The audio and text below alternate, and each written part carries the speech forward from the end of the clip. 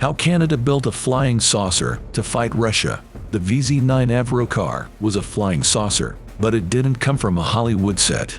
It was built as part of a secret military project, and it was supposed to be used in a nuclear war. VTOL platforms were viewed as the most promising development. Unlike planes, they don't need airstrips to land or take off. Avro Canada had a secret department called the Special Projects Group. The SPG was headed by pioneering designer Jack Frost. Frost's idea was to build a turborotor. It would be driven by the exhaust from turbojet engines. This would produce a cushion of thrust beneath the circular aircraft. The Avrocar would be capable of hovering at low altitudes. The thrust from the engines could then be directed backward. It would push the aircraft forward. The Canadian government provided initial funding in 1952. Within a year, Frost's team had produced a wooden mock-up. The images were leaked to the press. The Canadian military was forced to comment. They claimed the flying saucer would reach speeds of 1,500 miles per hour. This was faster than the fastest fighter jets of the time. But Canada soon lost interest. In 1958, the U.S. Department of Defense swooped in. Both the Army and the Air Force were interested.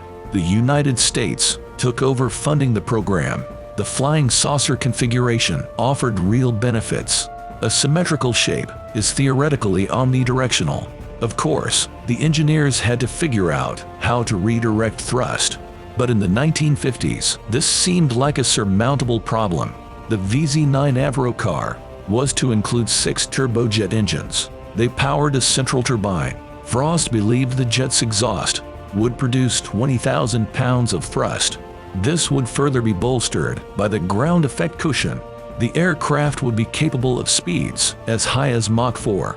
It would have a range of 1,000 miles. Its operational ceiling would be over 100,000 feet. The military even thought the Avrocar would replace helicopters. In 1959, the first Avrocar rolled out of the Avro Melton factory. The craft was 18 feet in diameter and only had 3 engines. It was built to serve as a technology demonstrator. Unfortunately, the tests were a disaster. The Avrocar proved unstable above its 3-foot cushion of exhaust. A second Avrocar was built the same year. The designers experimented with a multitude of changes. They tried different control surfaces. They tried adding a tail and a focusing ring, but nothing seemed to stabilize the rocky Avrocar. It never flew higher than 3 feet off the ground.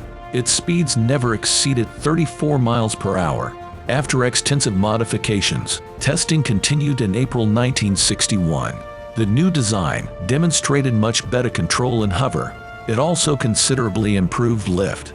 The Avrocar was now able to travel at up to 115 miles per hour, but it remained unstable in pitch. Flight above the critical altitude proved dangerous. The program was canceled a month later.